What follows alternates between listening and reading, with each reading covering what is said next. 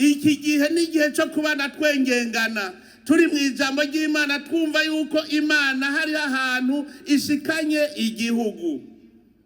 Mu 2001 mu ikoraniro kaminuza rya mbere twakoze ry'umuhari niho twafashe ingingo tuti kuva ubu Imana tuyihaye ikibanza ca mbere, kubera kare twari dufise ikibanza c'ibifaro vy'amareba ibiheko n'ibintazi vyose.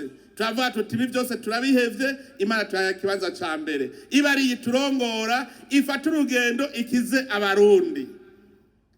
Uburundi twarashitse, turitunganiriza neza ingene tuzotwarana, ingene inzego z'umutekano zikora.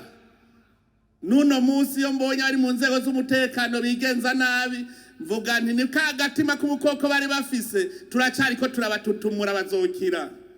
Kuko nejo ukazobona umuntu hanura ntiyihanure, ntigera abona amakosa yakoze, uzucumenya ko akorana n'idayimoni. Kuko idayimoni iri muri we ntishobora kumwemerera ko abona ibintu vyiza, ntashobora kwitora amakosa. Ukazobona umuntu umuhanuye incuro zibiri ntiyumve, ucumenya yuko agenzwa n'idayimoni. Uwo rero nuwo gusengerwa cyane, ariko idayimoni ntishobora kuguma mu bana beranda. Nico gituma indongozi itihanura. Ubu twarafashe ingingo yuko nukuzira tuvira mu nzira. Nico gituma mubona ituze riko riraza, kuko nta dayimoni yo gutwara abene gihugu.